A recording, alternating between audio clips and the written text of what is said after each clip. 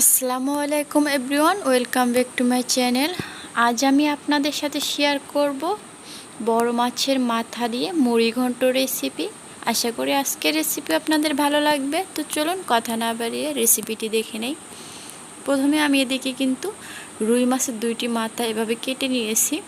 এদিকে নিয়েছি মুগ ডাল। তো ডালগুলো কিন্তু আমার ভেজে নিতে হবে, এর জন্য চুলাতে একটা কড়াই বসিয়ে দিয়েছি। কড়াইয়ে দিয়ে দেবো আমি মুগ ডাল। তো ডালগুলো কিন্তু একটু নাড়াচাড়া করে একটু সময় ধরে ভেজে নিতে হবে। তো ডালগুলো কিন্তু অনবরত নাড়াচাড়া করে ভেজে নেব।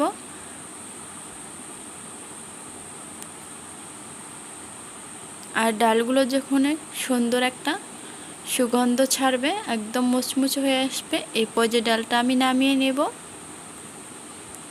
আর এদিকে আমি একটা বাটি থেকে আগে থেকে পানি নিয়ে এসেছি। এই পানির ভেতরে ভেজে রাখা ডালটা দিয়ে দেব। আর এই ডালটা এভাবে ভিজে রেখে দেব 20 মিনিটের জন্য।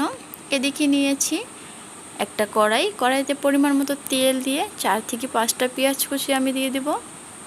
পেঁয়াজটা একটু নাড়াচাড়া করে নেব। এরপর যে একটি তেজপাতা 2 ভাগ করে এখানে দিয়ে দেব। আর এই পেঁয়াজটা আমি বাদামি কালার করে ভেজে নেব। তো দেখতে পাচ্ছেন পেঁয়াজটা কিন্তু আমি হালকা বাদামি কালার করে ভেজে নিয়েছি। এরপর যে এখানে এড করে দেব বাটা মশলা। প্রথমে আমি দিয়ে দিব রসুন বাটা, আদা বাটা, কাঁচামরিচ বাটা, জিরে বাটা। তো বাটা মশলাগুলো দিয়ে আমি এভাবে একটু নাড়াচাড়া করে ভেজে নেব 1 মিনিট। এতে করে এর কাঁচা ভাবটা চলে যাবে। এটা ভেজে নেওয়া হয়ে গেছে। এরপর যে আমি এখানে অল্প কিছুটা পানি অ্যাড করে দিয়ে দেব। আর এরপর দিয়ে দেব শুকনা গুঁড়া মশলাগুলো। প্রথমে দিয়ে দেব আমি মরিচের গুঁড়া, হলুদের গুঁড়া, ধনিয়ার গুঁড়া। আর ঝালটা কিন্তু অবশ্যই আপনাদের পছন্দ মতো কমিয়ে এবং বাড়িয়ে দিয়ে দিবেন। তো এরপর যে দিয়ে দিলাম স্বাদ মতো লবণ।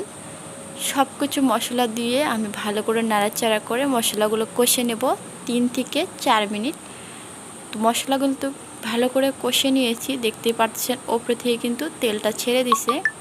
আর এদিকে মাছটাও কিন্তু আগে থেকে আমি ভালো করে ধুয়ে পরিষ্কার করে নিয়েছি।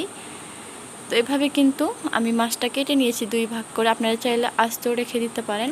তো এভাবে রাখলে কিন্তু এর ভিতরে মশলাটা ভালো করে ঢুকে যাবে। তো এর জন্য কিন্তু মাছটা আমি এভাবে কেটে নিয়েছি।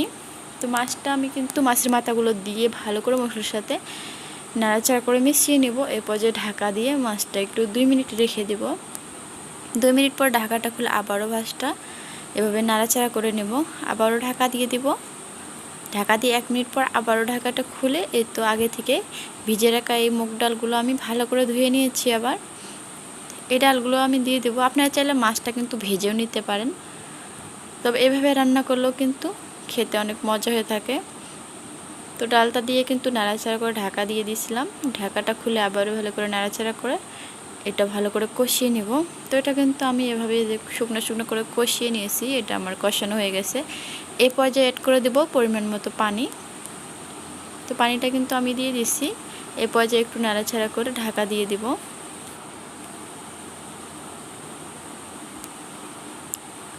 ঢাকনাটা দিয়ে কিন্তু বেশ কিছুক্ষণ রান্না করার পরে ঢাকনাটা খুলে আবারও একটু নাড়াচাড়া করে নেব। আর এই পর্যায়ে আমি আবারও কিছুটা অ্যাড করে দেব কাঁচামরিচ কুচি।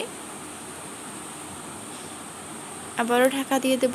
তবে আপনারা চাইলে কিন্তু এখানে ধনিয়া পাতা কুচি অ্যাড করে দিতে পারেন। তো বাসায় কিন্তু ধনিয়া পাতা ছিল না, এর জন্য আমি দিই নাই। এটা দিলে কিন্তু আমার কাছে অনেক ভালো লাগে। তো এই পর্যায়ে কিন্তু আমার মুড়ি ঘন্টটা তৈরি হয়ে গেছে। রান্নার শেষ পর্যায়ে আমি কিছুটা জিরার গুঁড়া দিয়ে দিলাম।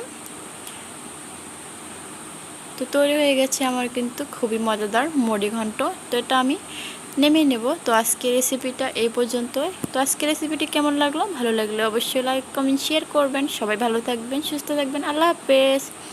আসসালামু আলাইকুম।